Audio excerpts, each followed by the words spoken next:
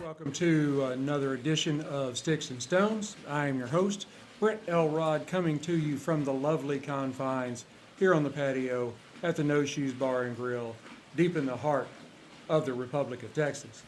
And it is a wonderful day outside, kind of what you think of in fall in Texas, not 85 degrees or so, but more like 65 degrees. Gets nice and cool at night. Yeah, I really like that. Some of the trees, beautiful colors that rival the ones up north. It's just short-lived and there's not enough of them. But anyway, I have a great show lined up for you today. I am pairing a Perdomo Habano Bourbon barrel-aged cigar. For those of you on live stream, there it is. Beautiful stick. I am pairing that with Tullibardine 500 Highland single malt Scotch. I think it's going to be a great episode, so right after this we are going to pop the cork, cut the stick, and get to toasting. I want to take a moment to tell you about the wonderful folks over at Pinto Ranch. They are Western wear. They have 2 locations in Houston. They have 1 location in Dallas, and that is where my beautiful toasted palm Stetson comes from. If you go to Sticks-n-Stonez.com, Sticksnstonez.com, they are right there on the front page. Nice banner ad running up and down. Just click there, take you over to them. You can have yourself one of these beautiful toasted palm Stetsons that will look great at the beach or the pool or the cigar lounge, wherever you happen to be. All right, now, the Perdomo Habano Barrel Age. This is the last of my Perdomo series. I know I've kind of been on a Perdomo kick for about the last 4 or 5 weeks. This is the last one, so I hope we're going to really go out with a bang. This particular stick is an Epicure 6 by 54 on the ring gauge. The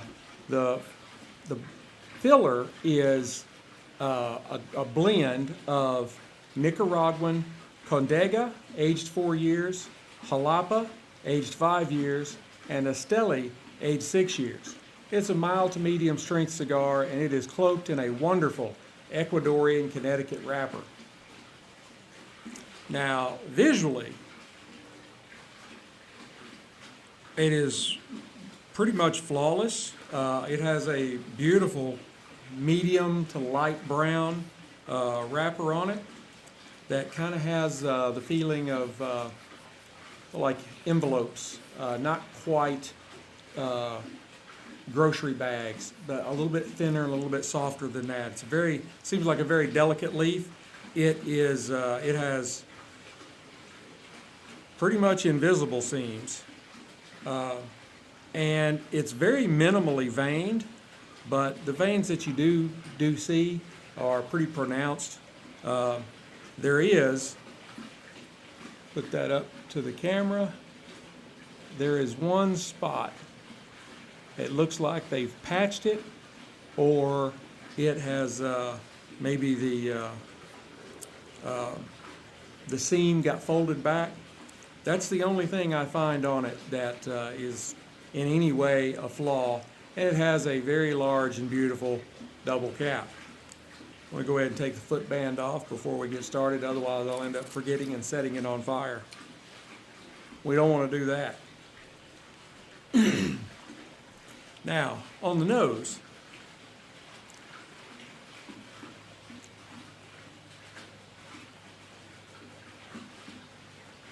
I get kind of a sweetness and some notes of like a really rich, like pipe tobacco, and some raisins, and just a hint of cedar. Let's go ahead and give this a cut and test out the cold draw. Using my C-Car V-Cutter.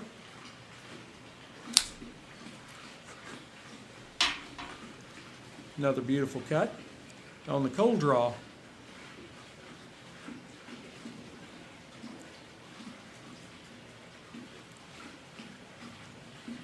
it's got a very gentle, easy draw to it. I don't think it's too easy. We'll see how it goes, but it is very easy.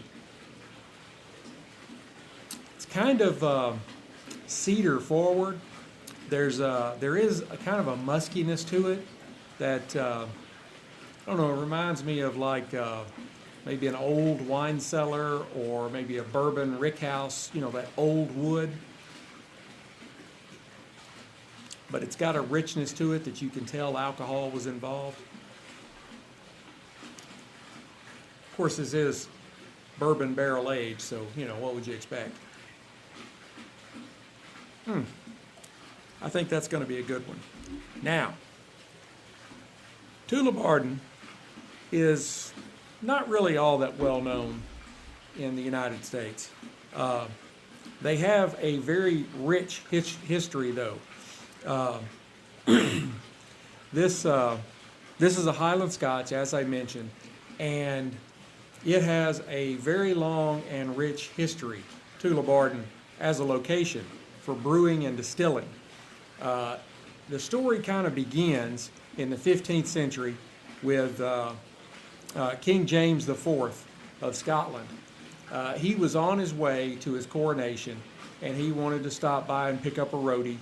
And so he stopped by the Tullibardine brewery where they were brewing beer, and he was so taken with the beer that they produced that in 1503 he granted them a charter to be an official brewery, I guess is how you would say it.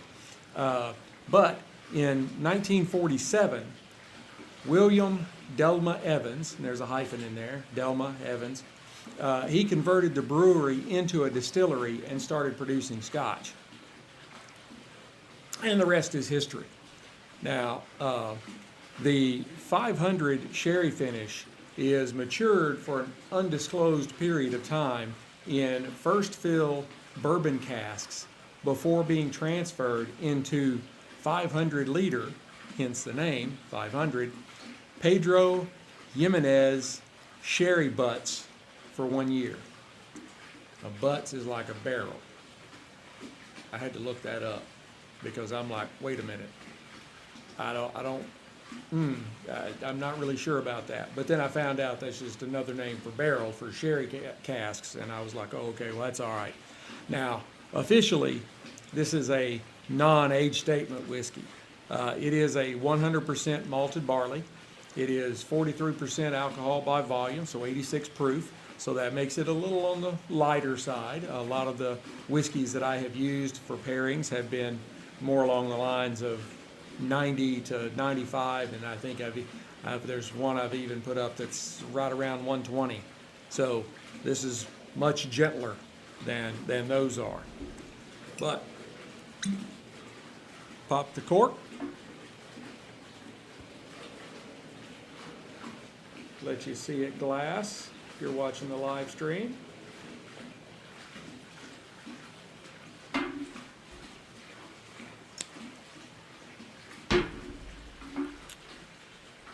Now, visually, I'll swirl that around a little bit in front of the camera.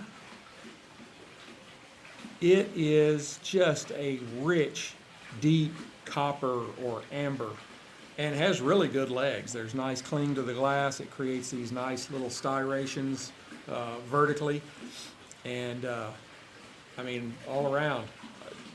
You wouldn't know just by looking at it that it's not one of the more top shelf offerings.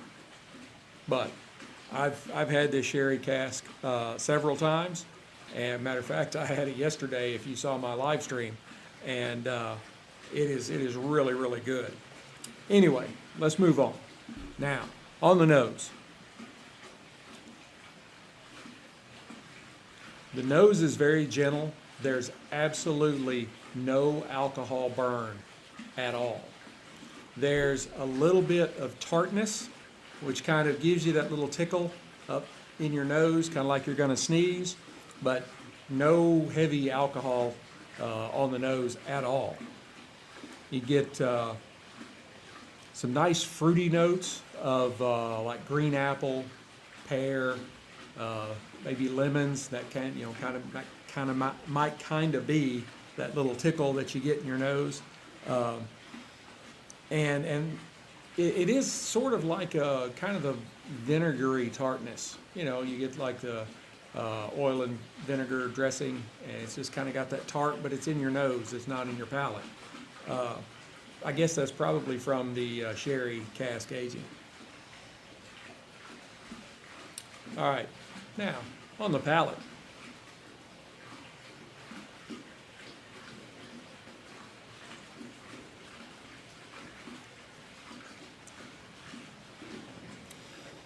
Really good, really smooth. It's kind of syrupy, and it's got a sweetness to it with maybe some pears and some cherries. Could even be a little bit of lemon zest in there. Again, kind of a little bit of tartness. Not much at all, but just a little. Just enough to let you know it's there.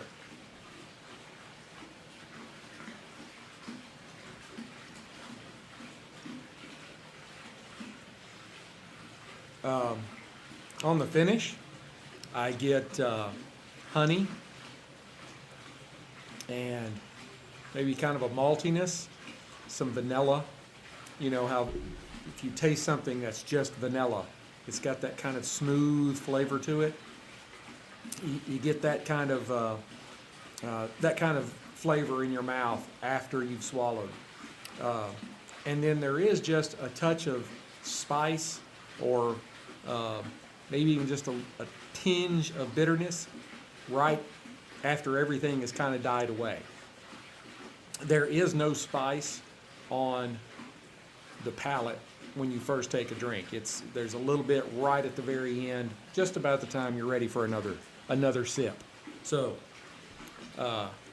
let's go ahead and light the stick up and try these out together using my Rocky Patel 5-torch Envoy, as usual.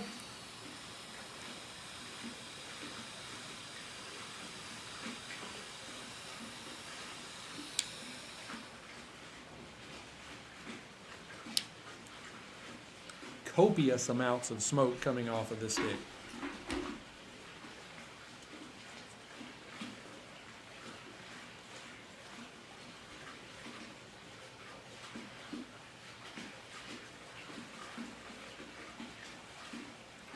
It's really good.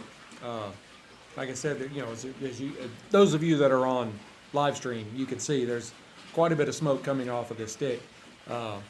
And on the palate, there's kind of a creaminess and maybe a sweet kind of nuttiness.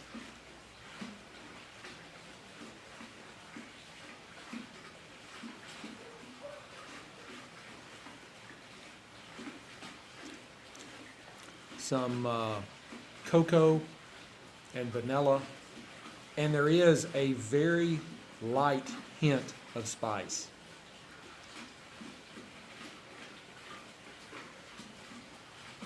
Sometimes I really try to enunciate my words. I'm raised in the South, and some folks can't always understand me.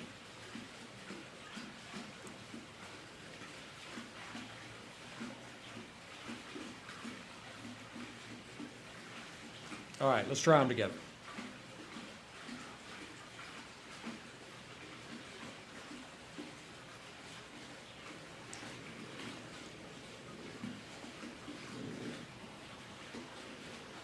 Oh yeah, those go really well together. The kind of the soft fruitiness of the Scotch is blending very well with the creaminess and the vanilla from the stick. I knew this Scotch would be a pretty good matchup for this stick. You know, like I said, I've had it before, and I really thought that this would be the stick that it would really go well with. It is a very pliable dram. It can fit with a wide range of cigars.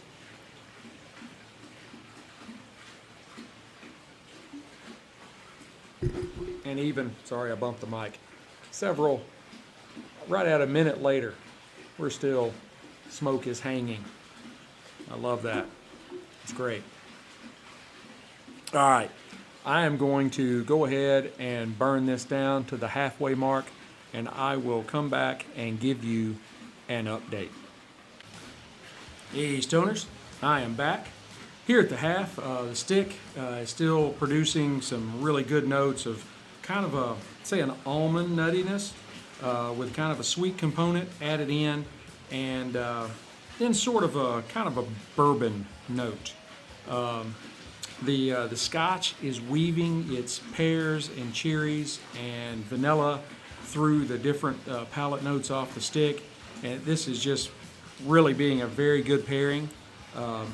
I'm going to go ahead and burn this stick down the rest of the way, and I will come back and give you my final thoughts. Hey Stoners, I am back. In the last half, the Perdomo Habano barrel aged offered up some notes that were kind of buttery and earthy, and kind of the bourbon kind of shifted more to the finish off the, you know, in the halfway. It was you kind of getting it in your regular palate. The Tullibardine 500 held on right through all the stick's transition and married very well. I'd give the stick an 85 matchsticks. It was a good stick, some very good palate notes. The 500 I think is probably underrated. I would give it a 95 Whiskey Stones. That is a really, really good Highland Scotch.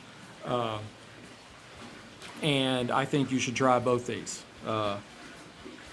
This was really, you know, I guess like I said in the beginning, I am not normally a lighter wrapper kind of guy, but this one was really good.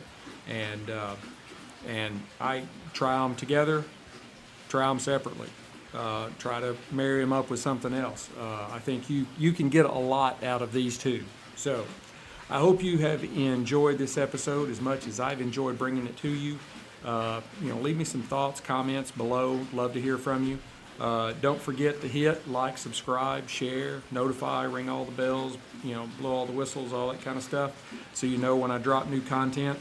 I have some great pairings coming up, and some new content coming out. You can find me pretty much everywhere. I'm even on the Amazon shopping app, Sticks-n-Stonez, Sticks-N-Stonez, and you can get to some of the merchandise and stuff that way. But also, you will find it will bring up a link to Amazon Music to get you to the episodes, because we're on Amazon, Pandora, Spotify, Apple Podcasts, Google Podcasts, iHeartRadio / Spreaker, which the Spreaker carries over to YouTube, so you can, even though you have just a picture up, you know, on YouTube, still the audio plays, so you can listen to us on YouTube. We'd love for you to, and leave us some comments and stuff over there. Visit our website, Sticks-n-Stonez.com, all one word, SticksnStonez.com. And there you can read the blog. I write about whiskey, I write about cigars, I write about sports, I write about stuff. You can probably find something for just about anybody there. And you also find a link to our affiliate partners. Our affiliate marketing partners. That's where I get commission off anything that's purchased if you click the link and go to their site. We are doing affiliate marketing for, as I mentioned, Fanatics, Fanatics.com, Carhartt, the workwear, Greg Norman, golfwear, Huck high performance fishing wear, Pelican ice chests, and a lot more. And that we never want to forget the suppliers of my wonderful Stetson toasted palm. I love this cap, cowboy hat, whatever you want to call it. I love it, and I think you'd love it too. Go out there and check them out. Pinto Ranch, it's on the home page when you pull up Sticks-n-Stonez.com. And don't forget that links to the cigar and the spirit will be in the description of the podcast. So you can click that link and go straight to, for the stick, you'll go straight to Cigars International, to the Perdomo Habano barrel-aged stick, and you go to Total Wine, or it'll take you right directly to the Tullibardine 500 page. So you can, while you're listening, you can order them. So go out, buy you some smokes, buy you some scotch. It'll make for a really great day. Always drink responsibly, though. Until we get to be together again, keep your sticks dry, your stones cold, and have a great day.